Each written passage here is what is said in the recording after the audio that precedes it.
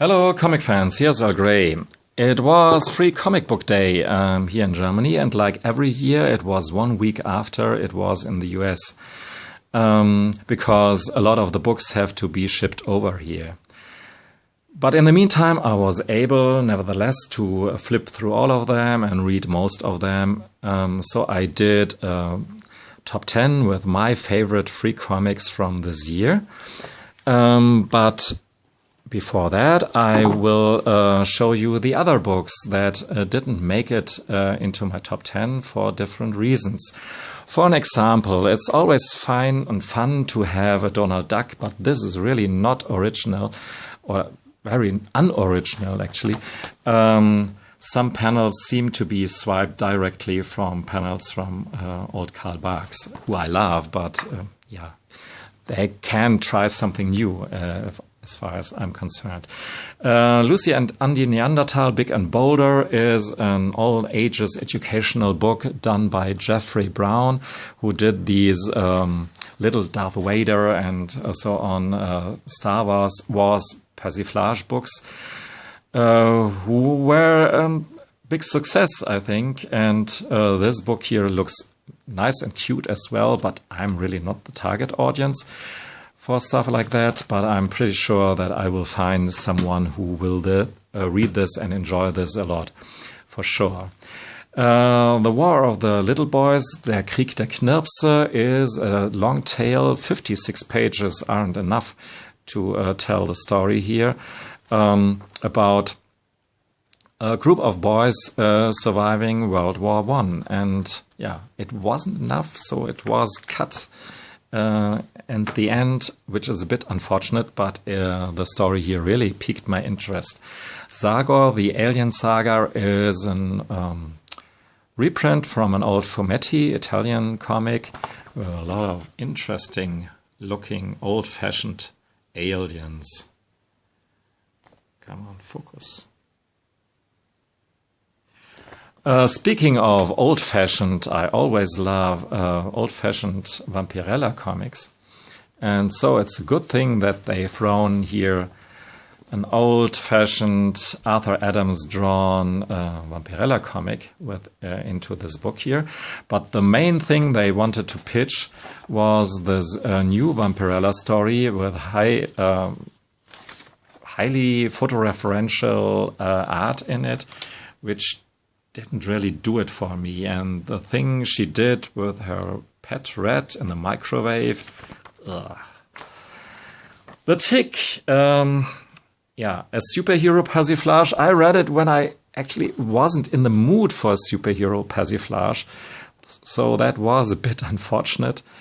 Actually, I feel this should be top 10 material, so maybe it will click better when I read it again.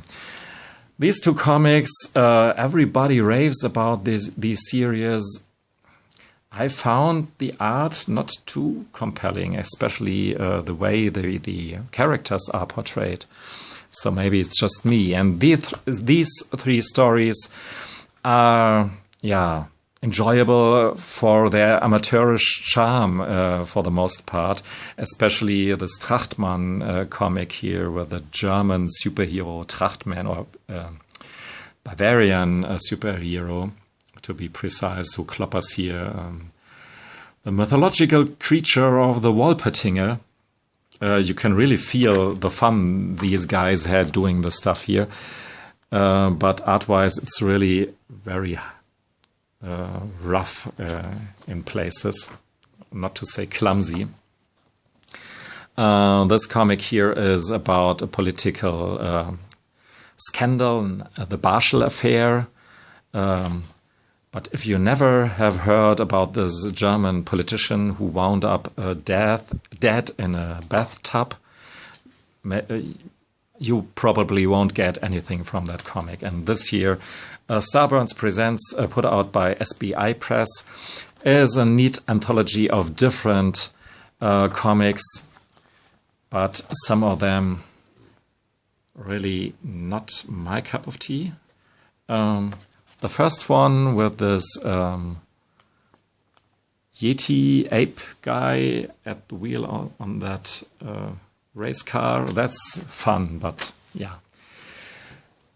And now to the top 10. Or I'm not sure if there was really a huge discovery that I made this year.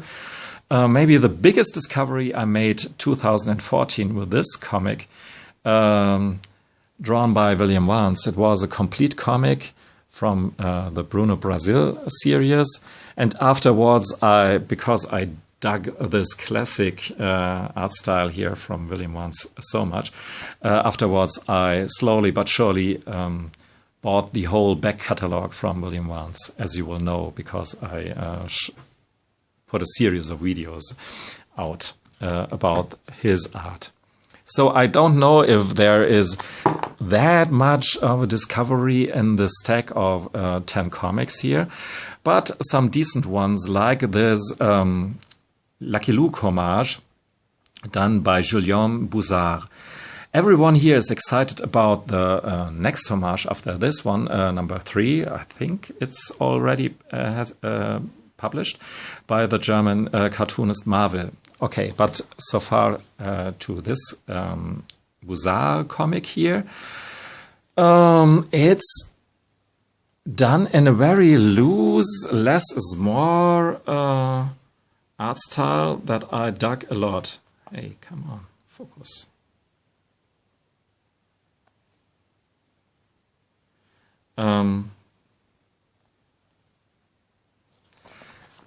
The art style is really neat, and I wish this less and more philosophy would have been translated into the story as well, and which is not. It is really wordy overall. And not everything that is meant to be funny is really funny, even though the main premise that Lucky Luke is deeply disturbed that his horse doesn't talk to him not anymore. And this is really, fun little premise portraying Lucky Luke as a kind of psycho, like many other comic characters, starting with Batman and whatnot. Conan the Cimmerian here, written by Mathieu Gabella and drawn by Anthony John, even though I don't really know what here is to write, actually, or to adapt, because this one here is really all about the story, the art. Highly detailed art, even though sometimes the characters look a bit stiff, and not very compelling, but I think that's the way Conan should be. He's not a character that is meant to be compelling. The art is really great in parts. Look at this here. But story-wise, you have a bit the feel of a comic game that you are reading a comic game, a computer game, sorry. A computer game, and you work yourself through the different levels while the opposition does what the opposition is expected to do. They fight you. So, yeah, at least I have a Conan comic on my shelves, but I don't know if I will grab another one. Look at this panel here. Nice. This was rank 9, rank 10, rank 9, now rank 8. Simon Spector, a Warren Ellis written comic with an atrocious coloring on the cover, same atrocious coloring that graced Providence, written by Alan Moore and drawn by the same guy, Jason Burrows. And think of it, if Providence would have been left just in black and white, like they did with this comic here, maybe I would have continued reading Providence.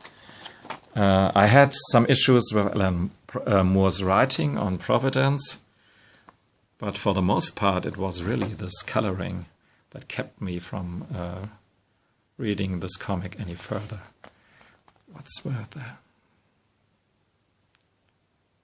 focus here. So, okay, and story-wise, it's about a detective who swallows some pills to get super fast thinking. And the basic premise is that this is just one issue on an imagined whole series, but it's the only issue that will exist.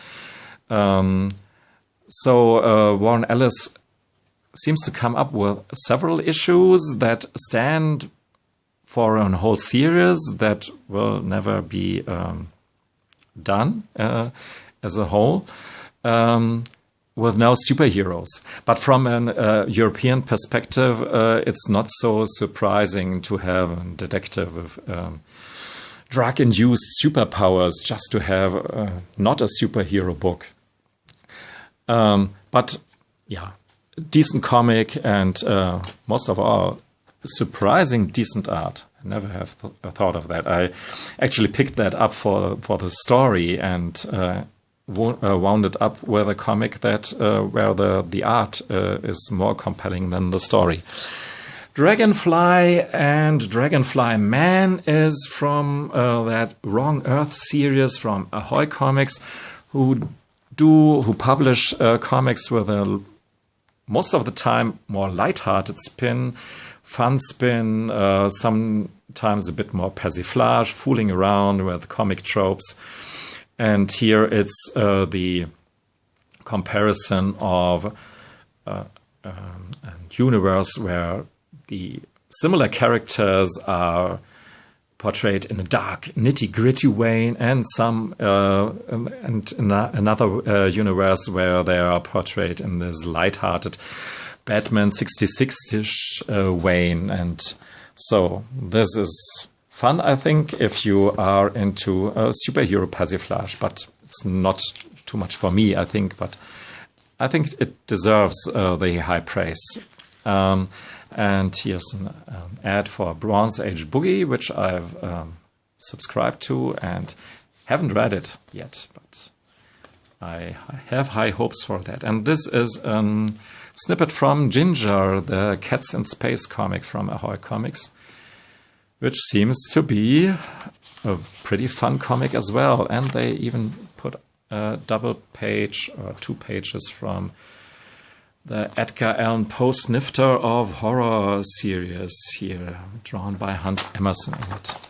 So, nice. Now we come to rank 6, and this is really something else. The Golden Age, a large door, drawn by Cyril Pedrosa. And for the most part, this is an art thing. Story-wise, it's a pretty generic story. A good princess and an evil empire, and she is exiled by her enemies. And that's pretty much it. And the story is open-ended. But boy, the art here reminding of... I think you have to look a while until you get what's drawn here. Look at the deer here. Very stylized, very fun art. A lot to look at. Come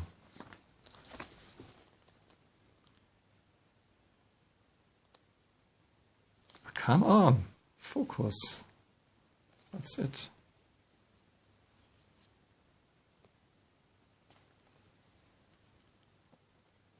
So, maybe it's the lighting the light today, but it's very important, I think, that you can see all the details here. Right. Out of focus. So now I think you can see it. Yeah, and the color scheme changes through the book when we enter the castle and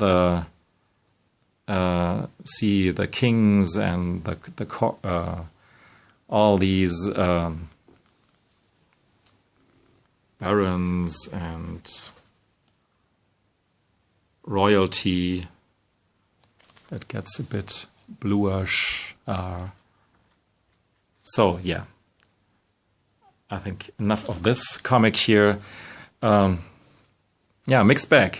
Great art, but story that is not really compelling. And totally the other way around here is my number 5. Kultgeschichten, a cool cover and a really interesting story, but very amateurish art. But I have high hopes that Sascha Dorp, who draws this story from Björn Hammel, they're really up to something here with a Vigilante, the silencer, who cuts the vocal cords of his victims. And it's story of 2 friends, one of them a policeman and maybe the other the silencer himself. That's really interesting.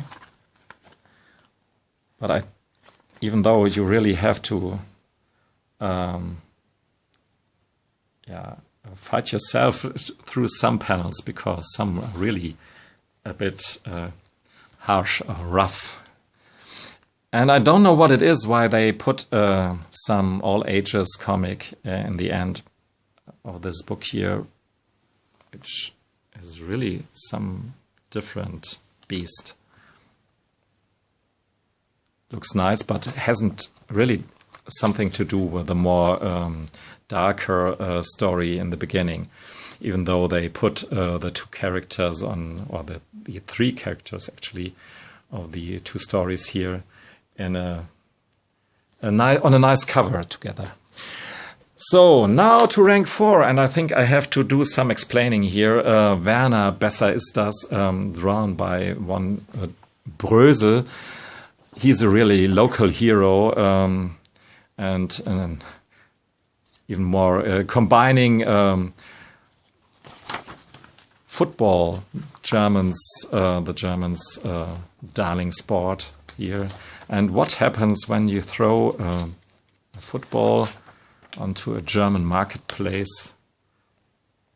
Yeah, chaos ensues, and this is really a fun comic.